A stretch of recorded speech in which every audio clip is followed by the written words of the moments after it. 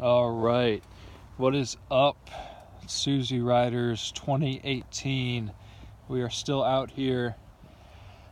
Oh man, so I had my onboard camera on, the one on my helmet, and apparently it shut off. And basically, I just talked to myself for half an hour about a bunch of bullshit for this video I was gonna make. So anyway, I just pulled over for a second. I want to have something to upload today because it's such a nice day and we rarely get that around here at this time of year. And I just want to talk a little bit about my bike. So I don't think I really talked about it much in 2017. I didn't really do hardly any good videos in 2017. My audio was crap. My microphone just wasn't working. My uploading software my editing software was whack, and it just, I didn't give the channel the attention it needed to do well. But I had so much other stuff going on in my life. Now I finally have some free time, and I'm gonna, hopefully give you guys some better content. So anyway, let's just get to it. This is my bike. This is my only bike right now.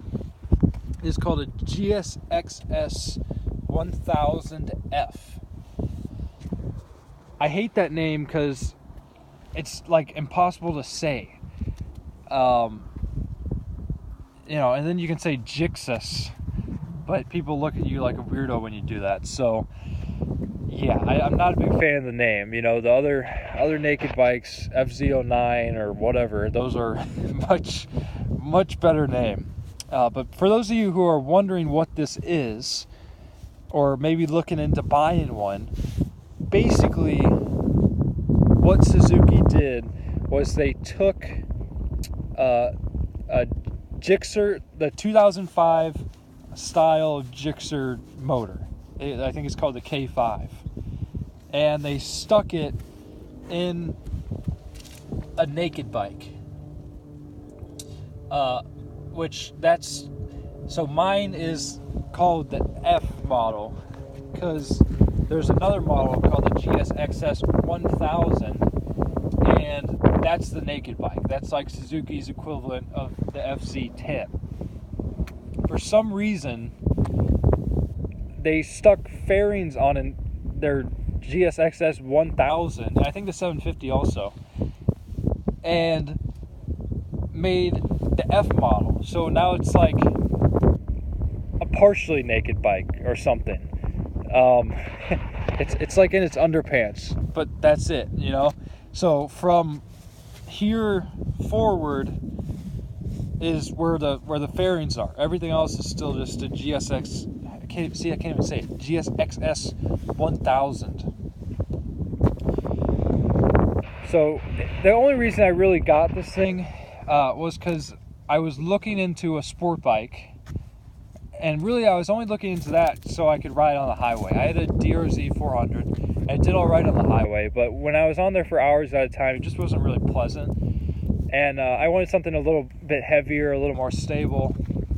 So I was looking at sport bikes, and while I was at the dealerships, generally they were at least $10,000 for a 600. I was looking for a 600cc.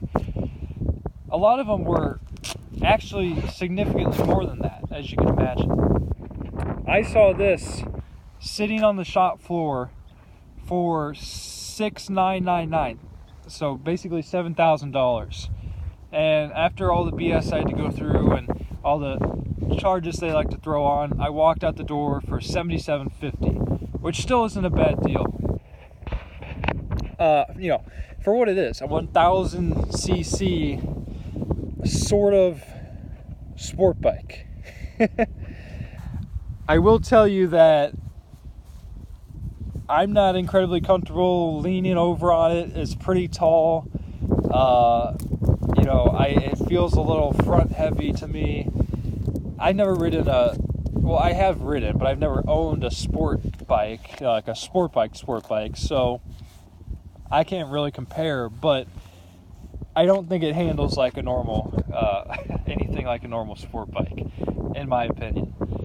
So I ended up with this thing, and I just have to say it's been fantastic. I haven't had a single problem with it. It's been dead reliable. You know, I've done the scheduled maintenance, but it's been just a wonderful bike, and pleasantly, it has, you know, or surprisingly, it has offered some things that I wasn't really looking for, but now that I have it, it'd be tough going without them. One thing is the seat. You know, it's just a nice, wide, big, comfortable seat, and I can ride on that for hours, no problem. The other thing is the bike's so tall that your legs aren't really that bent up when you're riding it, which is nice. It just feels good. It's practically like a cruiser or something. And sometimes I put my feet up on these frame sliders, and they kind of work like cruiser pegs. But anyway, that's incredibly nice. The other thing is the electronic assistance on this thing is really good, actually. We're not running right now, but it's got 3 levels of traction control. It's got anti-lock brakes.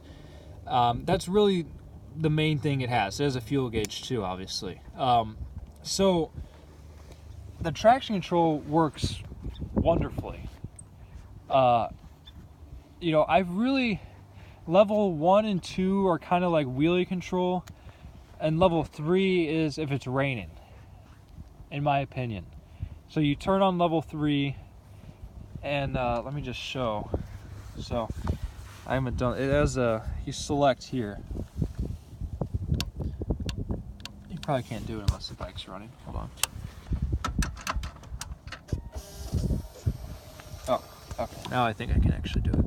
There we go. Okay, so you hit the select button, and then you can just change it. You can turn it off too. So this is kind of like, these two are kind of like variations of wheelie control. This is if it's raining. I turned this on 3 and twisted the throttle, and it didn't even spin the tires. Like, it's amazing. It works just as good as the car. And then the anti-lock brakes are just always on. I mean, you can't turn that off. I don't really know why you'd want to. Maybe if you were racing or something, but that's one of the things that you got to keep in mind is you can't turn that off. But I've had it kick in twice. It was both one was in a parking lot, and the other was in an intersection. And the time in the parking lot, someone cut me off, and I think that probably saved me from going down. I instinctively just grabbed the front brake. The intersection time probably would have been okay, but it's still, you know, it made it a lot less of a handful, so that was nice. Headlights on this thing have been great. Really, I haven't done any modifications. I took out the tail, you know, ass cancer that was growing out of it, and I put an integrated tail light on it.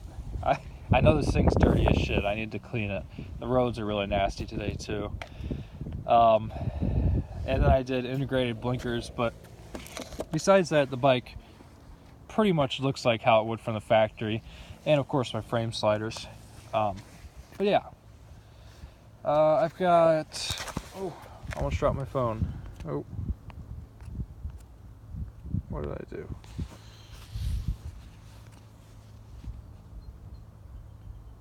Okay, still recording. I've got 2,900 miles on it. So far, no problems, like I said. Oh, I did a tinted windshield as well. And one thing I'll say is this motor freaking gets with it, man. This is a nice motor. K5, they say it has a longer stroke. And I think that's part of the reason they put that in this bike, is it's got a little more torque. So you got a little more low end, not so much top end, which is probably more appropriate for the street. Since I'm talking about it, let me go ahead and fire it up. So one of the things that's really cool is you just tap this and it'll crank until it starts. It usually only takes like one crank anyways. But that's a nice little kind of luxury feature that you have. And since I'm looking at electronics, turn signals are just standard. They're not self-canceling. There's a horn. Pretty normal there too. But yeah, it sounds decent with the stock exhaust.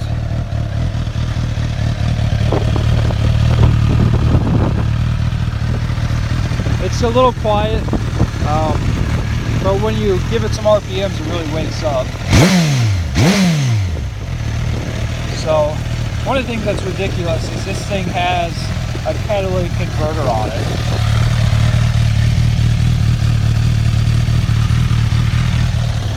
Which, you know, that's that whole Euro 4 regulations or whatever. I think that's the dumbest thing in the world. Another thing, gas mileage isn't bad. 37. I drive it fairly hard. You know, so, and it's mostly, this sees a lot of city miles too, but that's not bad at all either. Motor's just been dead reliable, shifts smooth. So anyway, we're at about 11 minutes now, but I just kind of wanted to do a walk around on my bike. You know, if you guys are looking into this bike, I highly recommend you at least give it a shot. I haven't ridden the 750, but I imagine that's a pretty good bike too. But yeah, no complaints really so far. I'd have to come up with them anyway, but it has been very good to me. And I'm going to get her home and give her a bath. Well, maybe a shower. I don't want to submerge it, but but it needs cleaning, as you can tell. I guess one complaint I would have is the wind is pretty bad. I feel like it just directs it directly into your face.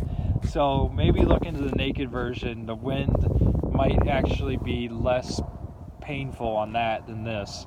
Part of it is I have an aftermarket windshield that made it worse, but even the stock one wasn't great. So, you know, that's probably, I'll do a separate video on some complaints I have, but that's maybe my only gripe. But anyway, thanks guys. 2018 is going to be a better year for this channel. And I highly suggest you just hit that subscribe button, and I'll try and come out with some good content for you guys. So enjoy the day and get out and ride. Peace.